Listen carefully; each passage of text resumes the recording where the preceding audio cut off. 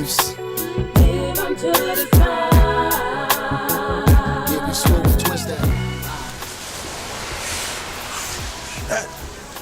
Man, see what I go through, you know what I mean, for my shows, man. Trying to case Tracye Stafford, you know what I mean, own a club you buy. She in here somewhere. We up here at Urban Majesty, 6033 Liberty Road. You know what I mean? We got a lot of good things for women in here, as you can see.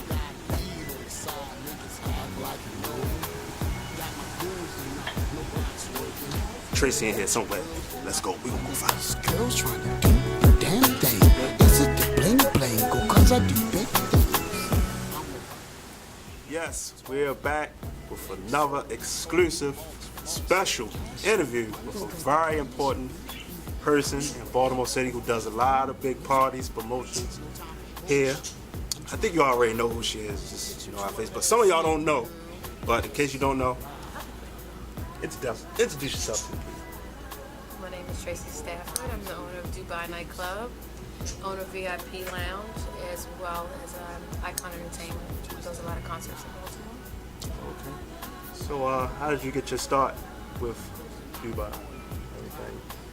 Well, as far as the club, I used to throw shows there. It was Redwood Trust when I first went. And I always loved the building, always had dreams of one day having the building. Never thought it would really happen, but you know, you got to strive for something. And fortunately, the opportunity came about where I was able to get the building. So we got the building about 4 years ago, and we've had a lot of shows there. It's been quite successful. Okay, so is it hard being a female promoter because you look so good and everything? Okay. Y'all see it. For the Y'all see it. females, for the Yeah, sisters, see it's it. tough because it's pretty primarily a man's territory. Right, You know, exactly. And, you know, in any arena when you're new to it, it's going to be difficult because men have, in my opinion, and I'm not being sexist, but I feel like men have a hard time with a female boss. And I think we are always scrutinized as becoming that bitch word versus just being a strong woman. Strong woman. Yeah, And of course, in my personal life, my family, my love life, whatever, I'm a different woman. But in business, it's business. I'm not trying to date you. I'm not trying to sleep with you. It's about us making money. You know, it's not personal.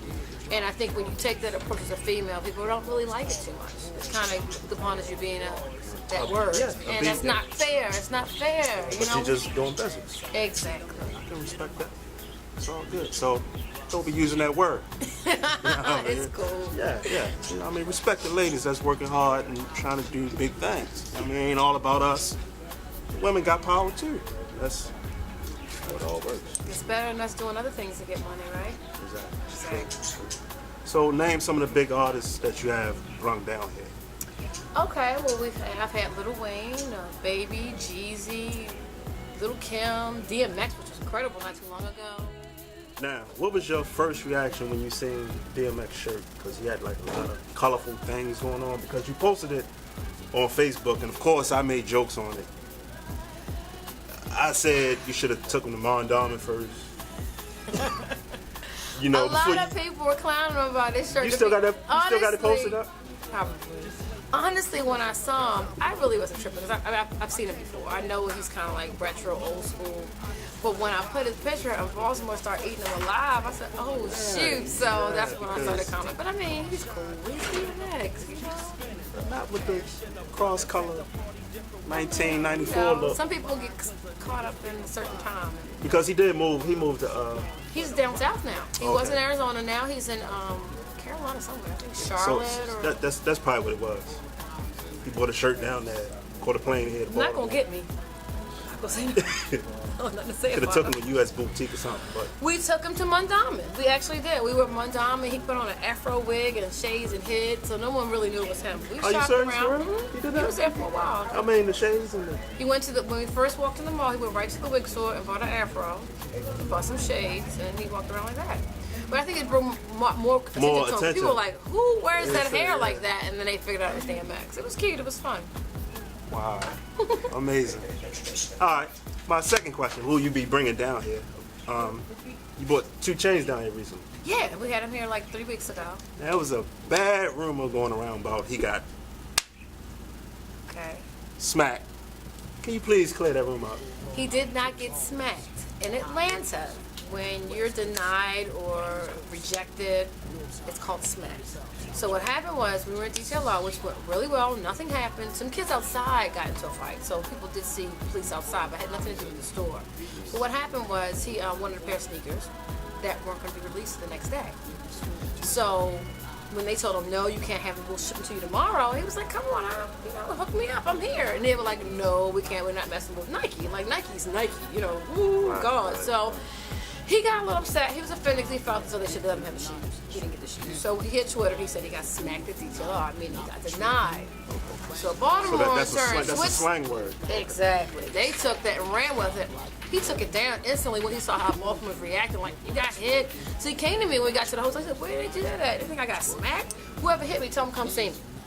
Because he got offended as a man, which is, about right. Who wants to hear that people think you got hit?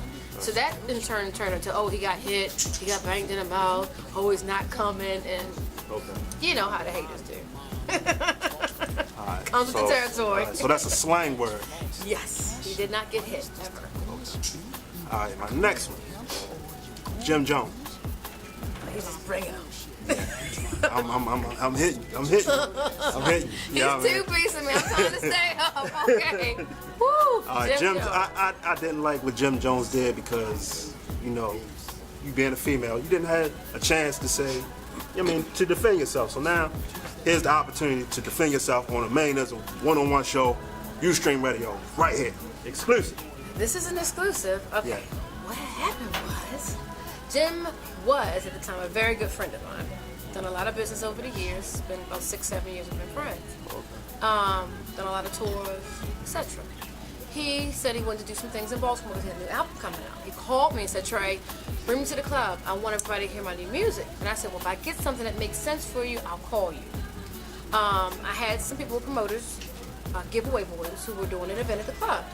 And they wanted to bring a star quality to it. I said, why don't we marry the two things together? Let's put Jim on it, and maybe we'll do is a fashion show, because he has this, Vampire Life clothing line. Right. So I called Jim. I said, Jim, why don't you do a fashion show?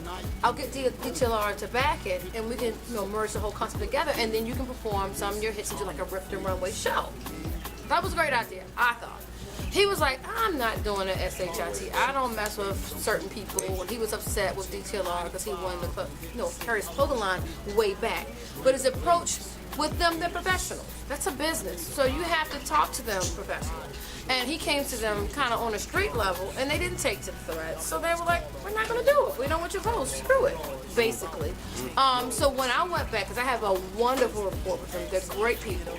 I spoke with their buyer, and I said, look, we want to do this event. They sponsor almost all of my things. So, they love me and I love them. So they said, because of you, and we love the concept, we'll buy his clothes.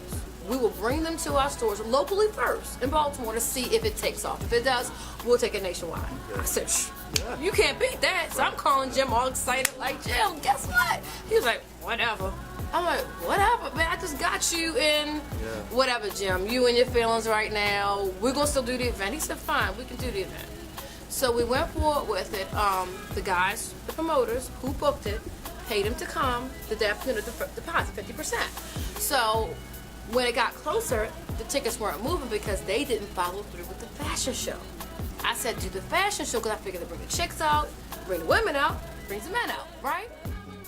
The tickets weren't moving because I found out that they never followed through with the fashion show. Because I was thinking we'll get the local acts, and they can perform, and then he can be the finale and come out and do the songs, and have all the models walking by. I thought it'd be sexy. So that scared me. So I'm like, okay, the tickets aren't selling, but I'm assuming the promoters are going to have the money. Why wouldn't they? So Jim called. He's like, Tracy, I'm about to pull up. So I go to the guy, like, Jim's about to pull up. You guys get the money together. They're like, I don't have the money. Tell him don't come. Oh, what do you mean? Tell him don't come. And he had drove back from Atlanta to do this gig overnight. So I'm like, you can't have a person driving from Atlanta. It's not like he came from up top. So they were like, well, we're gonna pay him. I was like, well, you gotta give him something. I said, well, let me negotiate and let him see that it's, light. There's only like 200 people here. And maybe he'll feel bad, So his manager came in. I said, walk in and take a look and you'll see that it's really light. Maybe you'll work with him. He said, Tracy, it's not that light. What can they give us? So I said, give us 1,000, and they were like, no. How much? give him just 1,000 more because they'd already paid him, several thousands. Okay.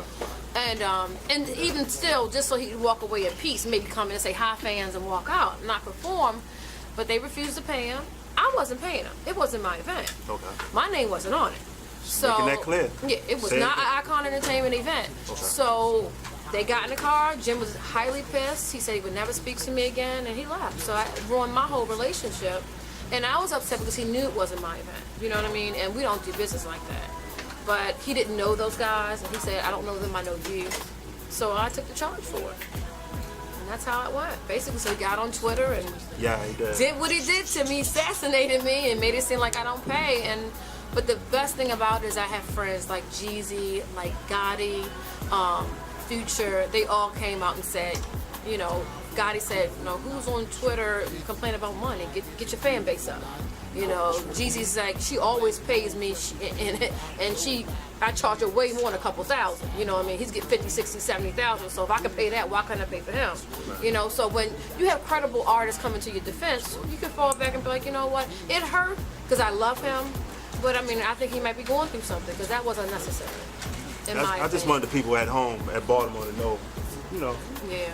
But I genuinely love him, and I'm sad that it happened because that hurt me, It's not always about the money, It's about the friendship and the years. So have you spoken to him since? Never again. I talked to my partner about it, and he told me just to leave it alone, so I left it alone.